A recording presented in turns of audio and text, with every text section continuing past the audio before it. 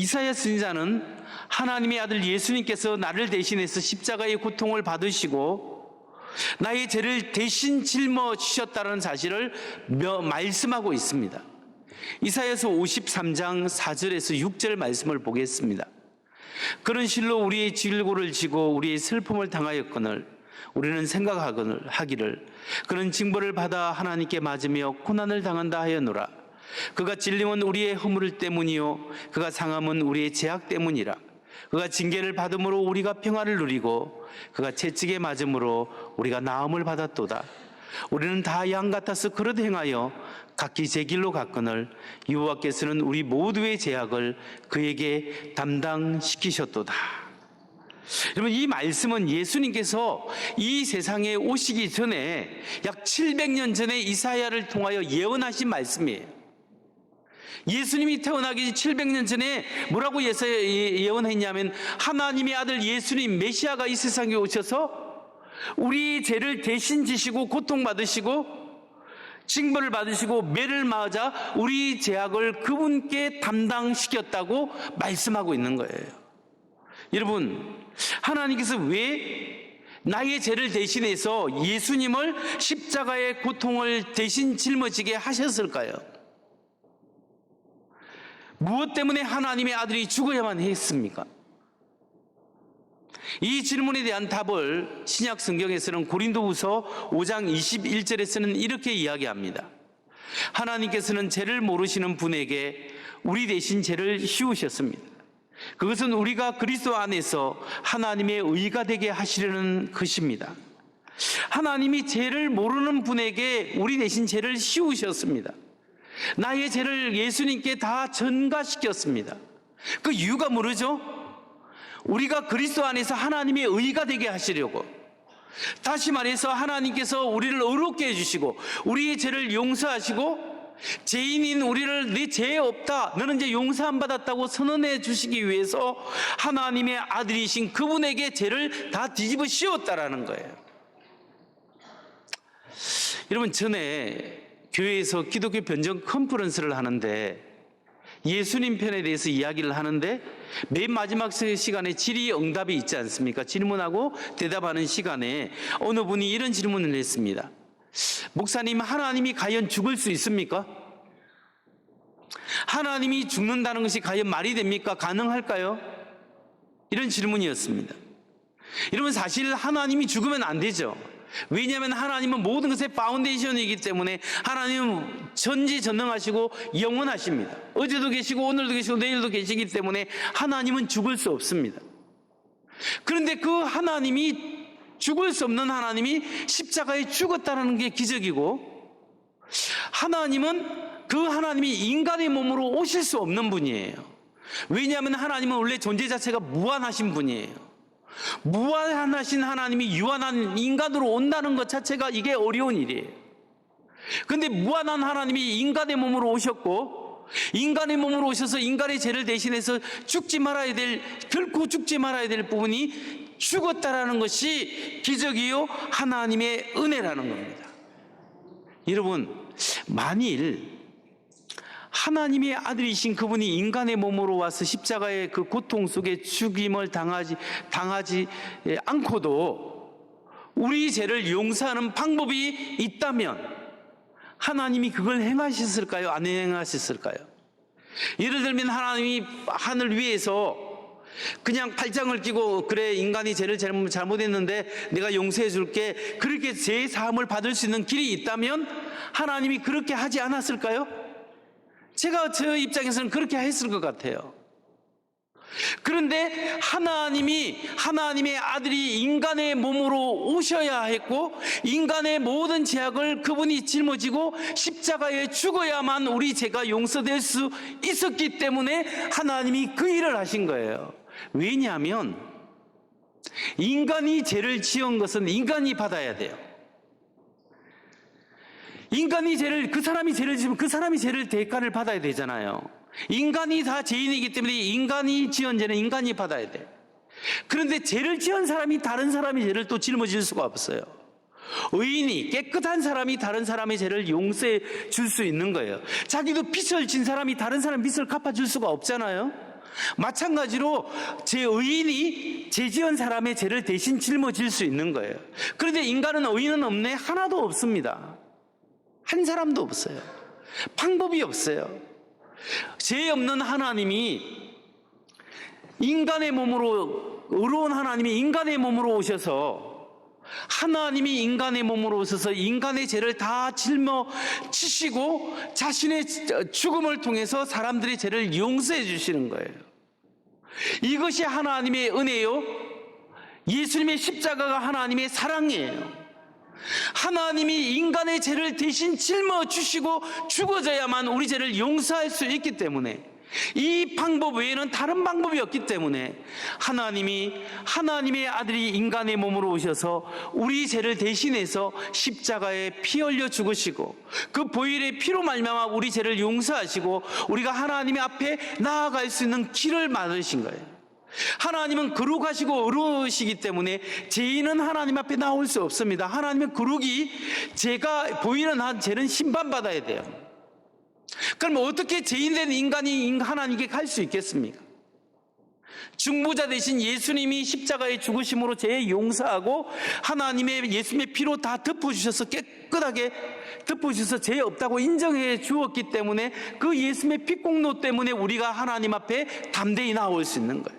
그리고 우리가 하나님의 나라에 참여할 수 있고 하나님의 백성이 될 수 있다라는, 이게 기쁜 소식이고, 이 십자가가 하나님의 은혜요, 하나님의 사랑입니다. 여러분, 십자가를 보십시오. 예수님의 십자가 무엇이 보이십니까? 우리는 믿음으로, 상상으로 예수님의 피 흘리는 예수님을 생각해 봐야 합니다. 십자가를 통해서 예수 그리스도의 보혈을 생각해야 됩니다.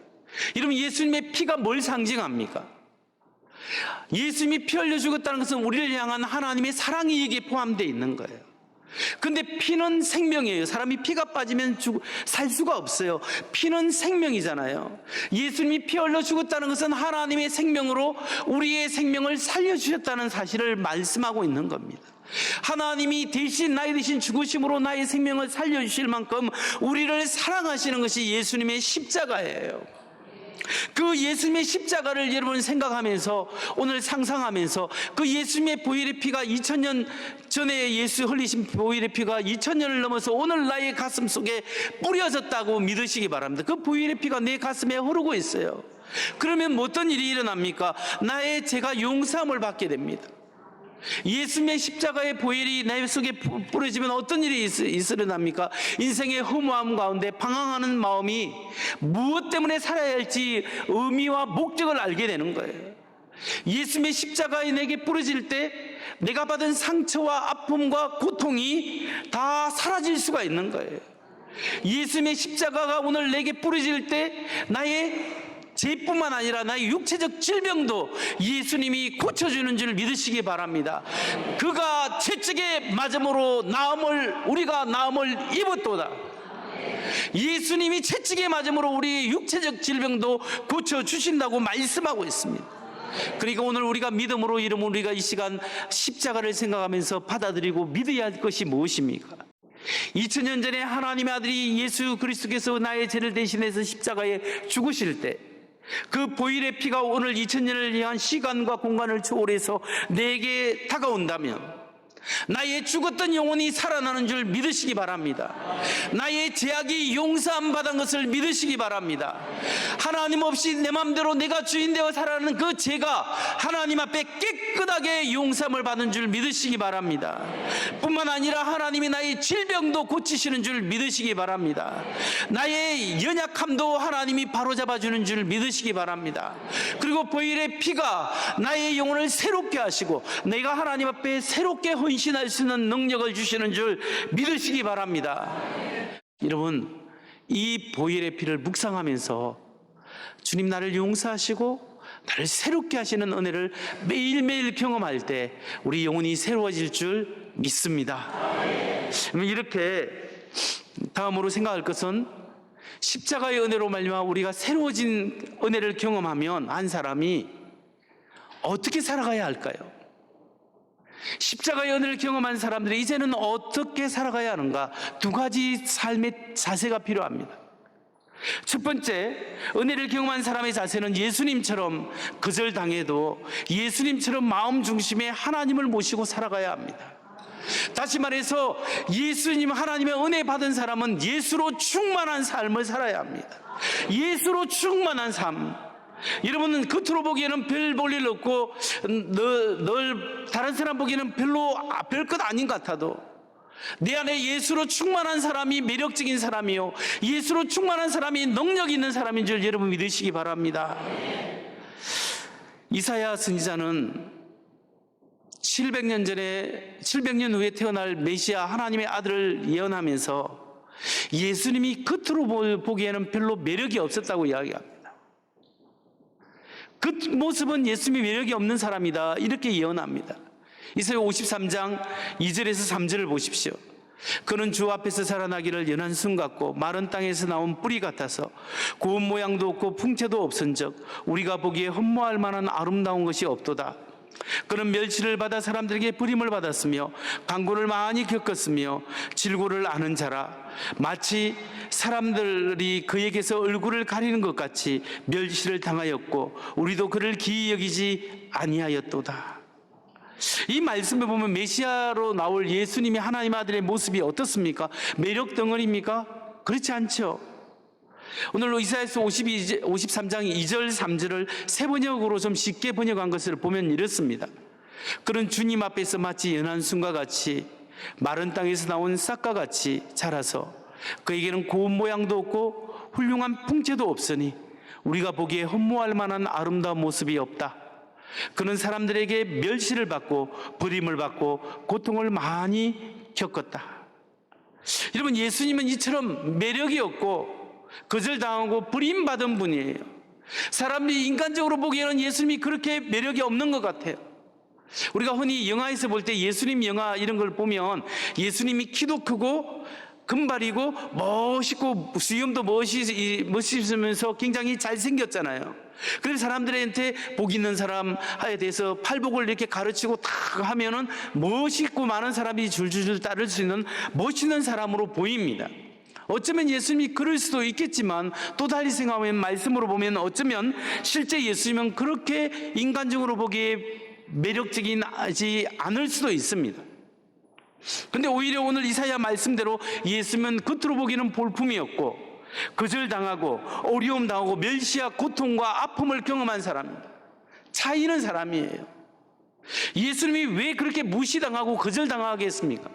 전능하신 하나님의 아들이신 그분이 왜 멸시당하고 거절당하셨겠습니까? 그분이 멸시당하고 거절당했기 때문에 여러분의 아픔을 알고 계시는 거예요. 여러분의 멸시당하고 무시당한 그 마음을 알고 계시는 거예요. 거절감이 뭔지, 아픔이 뭔지, 상처가 뭔지 예수님께서 다 알고 계시는 거예요. 그래서 우리가 십자가 앞으로 그 문제를 가져올 수 있는 거예요. 성도 여러분, 그렇지만 예수님은 겉으로 보기에는 볼품이 없는 것 같이, 예수님은 겉으로 보기에는 볼품이 없는 것 같지만 사실 내면적으로 예수님은 너무나 아름다운 분이에요. 너무나 멋있는 분이에요. 여러분, 예수님이 왜 아름다운 분인 줄 아십니까? 예수님이 사람들을 많이 따를 만큼 굉장한 그 매력을 가지신 그런 분인데 왜 그런 분인지 아십니까? 외모로 드러난 것보다는 예수님 안에 아버지 하나님이 그와 함께 했기 때문에, 성령 하나님이 그분과 함께 했기 때문에, 예수님이 자신이 하나님의 아들이고 하나님이시기 때문에, 예수님 안에 하나님으로 충만했기 때문에 그분의 매력이 그냥 이렇게 발산되었다라는 거예요. 마찬가지로 여러분, 우리 크리스찬 중에 어떤 사람이 가장 아름다운 사람일까요? 어떤 사람이 가장 멋있는 사람일까요? 키가 크고 잘생긴 사람일까요? 뭔가 대단한 사람일까요? 성경적 시각에 보면은 예수로 충만한 사람이 가장 멋있는 사람이에요. 예수로 충만한 사람이 가장 아름다운 사람이에요. 예수로 충만하는 사람이 가장 자존심이 강한, 자긍심이 강한 사람이에요. 자존감이 높은 사람이에요. 여러분, 예수로 충만하면 나도 모르게 자존감이 올라가요. 왜냐하면 예수 안에 내가 대단한 분이다, 내가 내 스스로를 생각하면 별거 아닌데 예수님 때문에, 예수님이 나를 그렇게 죽을 만큼 나를 사랑하시는, 내가 주님 안에서 존귀한 자다, 이 믿음이 생기는 거예요. 이런 믿음이 생기면 뭐가 중요하면, 예수로 충만하면요, 다른 사람에 대해서 내가 흔들리지 않아요. 사람들 중에 어떤 사람은 다른 사람을 너무 많이, 남을 의식하는 사람들이 있어요. 남에게 좀 잘 보이기 위해서, 내가 좀 드러내기 위해서 말도 하고 옷도 입고 잘 보이기 위해서, 물론 깨끗하게 입고 단정하게 입고 이렇게 하는 것은 예의죠. 그런데 어떤 사람은 남에 의해서 너무 의식하는 사람들이 있습니다. 그런 사람들은 대부분의 경우 자존감이 낮아요. 내가 누구인가, 자기에 대해서 자긍심이 좀 약한 사람이에요. 그래서 외부 사람이 칭찬해주면 좋아하는데, 누가 나한테 안 좋은 소리를 하면 그가 상처가 돼가지고 그냥 자다가도 벌떡벌떡 일어나고, 이게 그냥 너무너무 괴로운 거예요. 이 사람은 너무너무 괴로워. 그런데 예수로 충만하면 하나님이 나를 붙잡으시고 하나님이 나를 사랑한다면 이 세상의 이 환경에 따라 흔들리지 않는 사람이 되는 거예요. 이러면 우리가 예수로 충만하면 남의 평가가 중요하게 한데 그게 나에게 그렇게 결정적인 영향력을 미치는 거예요. 그게 중요해요. 여러분, 대부분의 관계의 문제가 다른 사람의 문제이기도 해요. 그렇지만 그 문제는 어떤지, 누가 공격하든지 공격을 하고 상처를 주게 돼 있어요. 근데 그거 별거 아니다, 저 사람이 조금 힘든가 보다, 역으로 생각하면 되잖아요. 예수로 충만한 사람은, 하나님의 은혜가 있는 사람은 이렇게 생각하고, 하나님이 나를 주장하고 나와 함께 하시는데 나는 하나님 은혜 가운데 아름다운 사람, 멋있는 사람이다, 이 믿음이 우리 속에 있을 때 사탄도 떠나가고 아픔도 떠나가고 예수의 보혈이 나와 함께하고 하나님의 은혜가 내 속에 놀랍게 역사하는 줄 믿으시기 바랍니다. 예수로 충만한 여러분 되시기를 주의 이름으로 축원합니다. 마지막 그 두 번째로, 하나님의 은혜를 경험한 사람의 두 번째 자세. 첫 번째 자세는 예수로 충만하라. 두 번째 자세는 예수님처럼 인내하고 겸손하며 하게 살아야 한다. 예수님처럼 인내하면서 겸손하게 살아갈 때 뭐가 이루어지냐면 하나님의 뜻이 이루어지는 거예요. 여러분, 이사야서 53장 7절과 9절을 한번 보세요. 여기 보면, 그는 굴욕을 당하고 고문을 당하였으나 아무 말도 하지 않았다.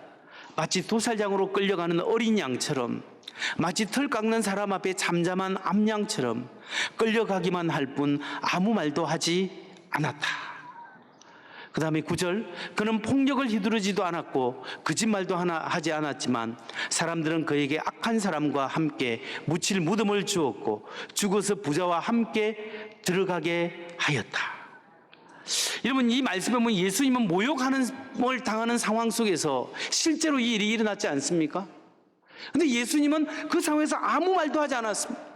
그 고통 속에서 그냥 참고 겸손하게 인내하고 버텼습니다. 하나님의 은혜를 경험하는 사람은 어떤 상황 속에서 인내할 수 있고 그것을 참아 나갈 수 있는 거예요. 하나님의 은혜가 내 속에 역사하기 때문에 그 아픔과 고통 속에서도 하나님의 은혜로 버티면 하나님의 뜻이 일어나는 거예요. 제가 미국에서 전도사 생활할 때 이제 영어로 아이들에게 설교하는 EM이라고 합니다. 영어 하는 중고등부 학생들에게 설교하는, 그게 저한테 기회가 주어져서 전도사 이제 EM 담당 사역자로 설교를 하게 되었습니다. 그리고 아이들이 했는데, 제가 이렇게 콩글리시로 해도 애들이 부응을 해요. 한 22명 있었는데 40명이 늘어났어요. 그러니까 저를 소개한 어느 목사님, 부목사님이 2-3개월 안에 저 콩글리시 쓰는 저 박전사 쫓겨나가지 않으면 다행인데 하고 조마조마했답니다. 근데 애들하고 이 마음이 있으니까 통해요. 그 콩글리시를 해도 애들이 신앙이 성장해요. 다른 애들이 재밌다고 다른 애들 데리고 와요. 그래가지고 제가 이제 애들 중고등부 영어 사역을 잘 하고 있었는데, 어느 날 아침 7시 예배가 있었어요. 7시 예배 전사 때 딱 가서 이제 예배 드리고 8시부터 이제 뭘 준비하는데, 예배를 마치고 딱 나와서 목사님하고 같이 인사를 하는데, 교회 안수 집사님이, 나이 드신 안수 집사님이 다짜고짜 와갖고 제 멱살을 잡고, 이 전도사 우리 아들 내놔라, 우리 아들 어디 숨겼어 하는 거예요. 제가 다 큰 자기 아들을 어떻게 알아요? 그 아들이 우리 부서 선생님이긴 해요. 근데 어젯밤에 안 들어왔다요.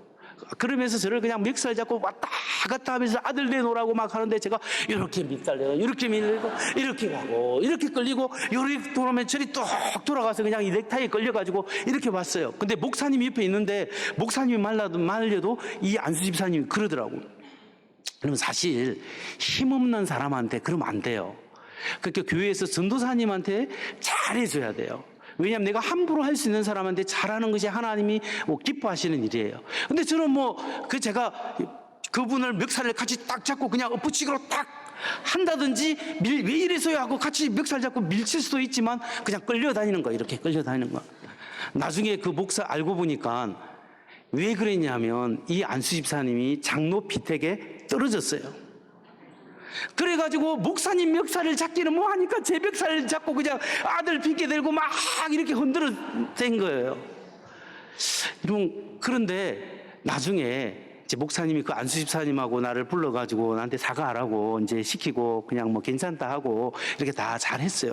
그 이제 안수 집사님 보내고 난 다음에 고맙다고, 나한테 고맙다고, 만일에 박전사가 막 반항하고 막 소리 지르고 같이 욕하고 했으면 교회가 큰 시험 들 뻔했는데 그렇게 참아줘서 고맙다고 이렇게 하면서 그 문제를 인해서 도리어 모든 것이 착 풀려지게 되고 그 안수 집사님은 끽소리도 못하고 그다음에 아무 말도 못하고 그냥 지나가게 되었습니다. 여러분, 자신에게 능력이 있다고 해도 그 복음을 믿고 예수로 충만한 사람은 그 권력을 함부로 휘둘리지 않고 겸손하게 하나님의 때를 기다리고 하나님의 은혜를 간구할 때 하나님이 이 사람의 억울함을 통하여 도리어 역전시키고 하나님의 뜻을 이루는 놀라운 일을 해 주신다는 사실을 여러분 믿으시기 바랍니다. 이런 하나님의 섭리를 미국 에즈버리 신학교 구약학 교수 존 오스월트는 이렇게 이야기합니다. 하나님의 힘은 악한 사람을 파멸시키는 데 있어서 최고가 아니라 지상의 모든 사악함을 자기 스스로 짊어지시고 그것을 사랑으로 되돌려 주시는 것에서 최고로 위대하시다. 하나님의 힘은 하나님이 전지전능하기 때문에 악한 죄인들을 휘둘러서 죽으라 해서 다 파멸시킬 수 있어요. 하나님은 그렇게 하시는 분이 아니에요. 하나님은 죄인 한 사람 한 사람까지 사랑하시는 분이에요. 그래서 그 죄인을 멸망시키지 않냐고 돌아오게끔 하나님이 자기 스스로 죄악을 뒤집으시고 내가 너를 이만큼 사랑한다, 이렇게 해서 요맘이 아니라 이만큼도 아니고 이만큼 사랑한다는 십자가에 못 박혀 죽으셔서 그분의 생명의 피로 말미암아 우리의 죄를 용서하시고 우리를 기다리시고 하나님의 품으로 인도하시는 것이 하나님의 은혜요 사랑이라는 겁니다. 여러분, 우리가 이런 엄청난 사랑을 받았습니다. 우리가 어떻게 살아야 하겠습니까? 우리도 예수님처럼 이해하고 사랑하고 섬기고 인내하면서 하나님의 뜻을 바랄 때 하나님의 역사가 우리 가운데 일어나게 될 줄 믿습니다. 말씀을 마칩니다. 불의한 사람을 용서해 주시는 엄청난 은혜를 여러분 우리가 받았습니다. 하나님이 예수 그리스도의 보혈의 피의 생명으로 우리의 죄를 용서하고 우리가 생명이 살게 되었고 하나님 앞에 서게 되었습니다. 이 십자가는 하나님의 사랑이요 하나님의 용서요 하나님의 생명의 피가 묻어 있습니다. 이 엄청난 사랑을 받은 우리는 어떻게 살아야 되겠습니까? 하나님처럼 예수님이 가르침대로 살아야 합니다.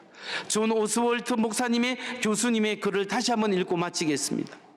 하나님의 힘은 악한 사람을 파멸시키는 데 있어서 최고가 아니라 지상의 모든 사악함을 자기 스스로 짊어지시고 그것을 사랑으로 되돌려 주시는 것에서 최고로 위대하시다. 오늘 예수로 충만하여 주님처럼 살아갈 때 승리하는 우리 모두가 되기를 주의 이름으로 축원합니다.